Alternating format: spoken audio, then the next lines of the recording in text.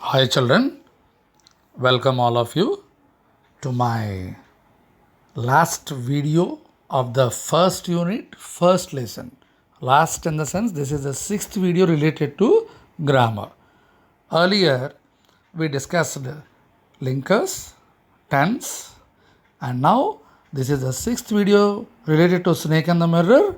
And in this video we are going to have a quick discussion on phrasal verbs. Children, if you recall 8th standard, we had a small discussion on phrasal verbs. English phrasal verbs, we had a small discussion. So, what you really need to know about phrasal verbs? A small equation is there. Phrasal verb is equal to main verb plus adverb or preposition. Very easy one. Once again, phrasal verb is equal to main verb plus adverb or preposition. In order to understand, you can see Nana here. All of you there, you can see a beautiful grinder is there.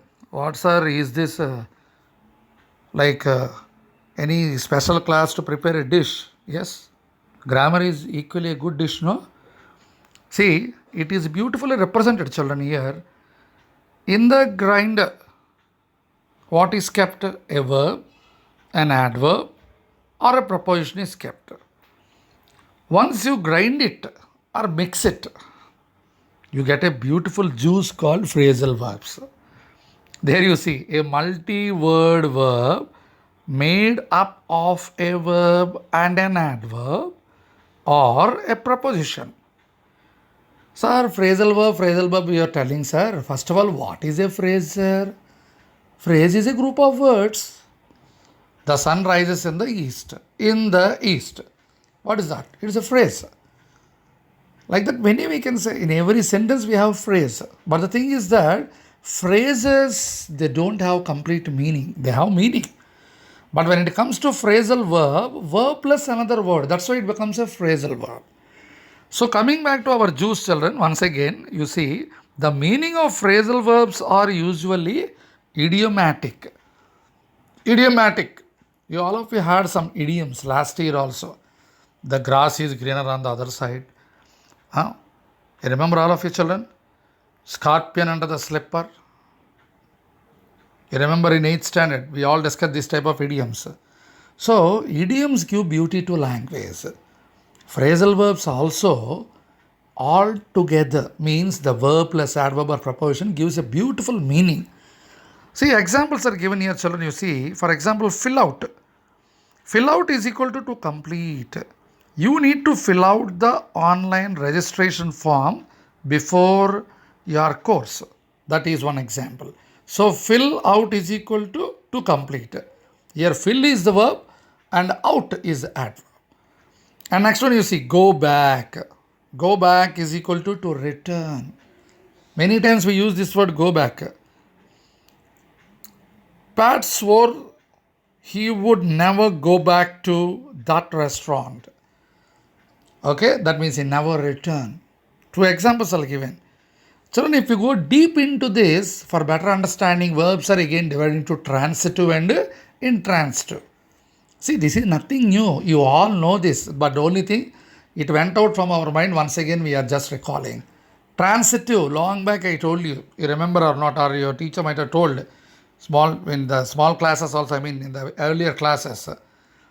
If the subject and object is there in a sentence, in between an action is going on from the subject to object, that is called transitive verb.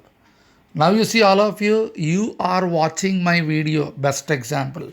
You, all of you, watch, verb, video, object. So the action watch or watching from subject to object, it is going on. Like the transfer is going on, the action transfer, what we say, that is called transitive. And when it comes to intransitive, there is no object. Best example, birds fly. What fly? After fly, no object. The action is there, there only it stopped. Bird subject, fly action. That's it. There is no transfer. This is called intransitive. So here you can see, children, transitive have a direct object. I will look after your dog. Look after. That is a phrasal verb. And next one, some transitive phrasal verbs can be separated. For example, turn down. Turn down means to refuse. They turned down my offer. They turned my offer down. Both ways you can say. You gave an offer to somebody, but they didn't accept, they refused. Then we can say turn down. So this is transitive. When you come to intransitive, you don't have a direct object. Already I told you. John and I broke up 2 years ago. 2 years ago is not object here. Broke up means all of you know the relation was not there between them. And next one, intransitive phrasal verbs cannot be separated. Transitive phrasal verbs can be separated. Once again you see left side. Very clearly it was discussed. Turn down. But here, eat out. To eat at a restaurant or cafe. Eat out means. Don't think eating out. So phrasal verbs should not be separated. In intransitive phrasal verbs you can't separate, because eat out is equal to eat at a restaurant or cafe. You see the example. Let's eat out tonight at a restaurant or cafe. Very clearly it is given, children. Got it, eh? So, once again you have to go through this. When you put the verb, adverb and preposition together in the beautiful mixie or grinder, whatever it is, you get a wonderful juice called phrasal verb. And you see, our language is enriched. The better we use the phrasal verb, okay, the more beautiful the language is. So how do we get, sir, it's confusing? Nothing is confusing. Only through practice, definitely you can understand and you can use them also. And there is a top tip, children, if you don't mind.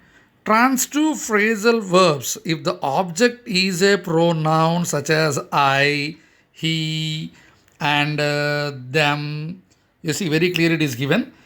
If the transitive phrasal verbs, very clearly it is given, it's the top tip. Once again, if the object is a pronoun such as I, he, them, then the object always comes between the verb and the participle. Example is very clearly given. They turned it down. And instead of telling they turned down, they turned it down. They is a pronoun, no? Again, it is a pronoun. See, try to understand. It is a pronoun. They is a pronoun. Then you can definitely separate the verb as well as the adverb or preposition. They turned it down. They is a pronoun. Turned is verb. It is a pronoun. Again, down is a adverb. So like that, this is the top tip once again. Okay. So transitive phrasal verbs, if the object is a pronoun such as I, he, them, etc., the object always comes between the verb and the participle. So it is the object, and it can be between the subject and the verb and the participle. So once again, you go through this Nana very clearly, easily you can understand, there is no question of confusion. And next slide you can see many phrasal verbs are there. Just you go through reading. Find out, come in, stand up, read over, bring up, look after, blow up. How many you can check up, get by. Okay. You may ask me, sir, how many phrasal verbs are there, sir? Infinite. Infinite.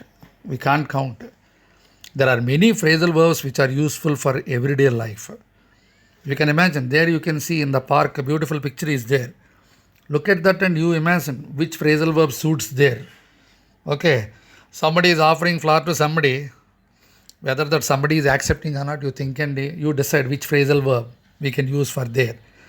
And according to our lesson, children, you see, here one list of phrasal verbs are given at the end of the text after snake and the mirror. Total 10 phrasal verbs are given. For every phrasal verb, meaning is given.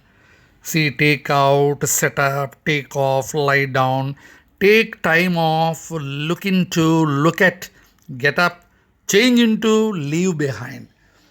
So these are the 10 phrasal verbs, children. For all these 10, the meanings are given. So once go through the meanings, and then there is a very small exercise. You can see, children, a small exercise is given after this. I mean assignment, what I say. That assignment you have to write down. See, the assignment is shared here. As you can see, a phrasal verb is a unit of a verb and one or more particles or a preposition. It can be understood on the basis of the meanings of the individual parts in isolation, but rather it must be taken as a whole. See, isolation. Don't think about isolation word. Now pandemic is going on. No. Isolation means separation. Okay, na? Right. So don't think more about the definition. Once again, you rewatch the video, children. Easily you can understand. And there is a small assignment given to you.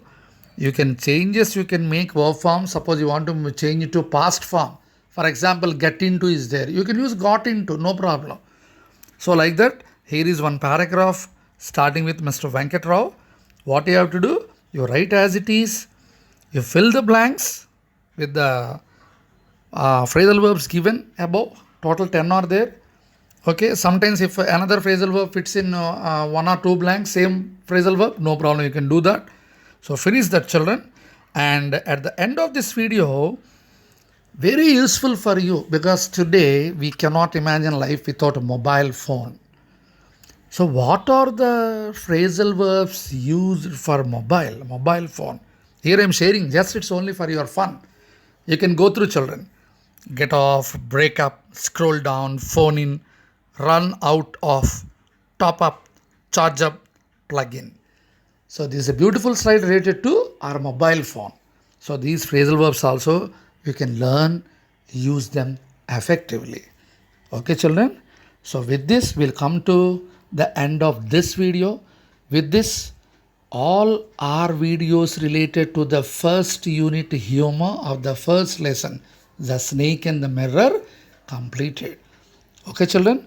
Please rewatch my video, enjoy it, understand it, and complete the assignment. Okay? Bye.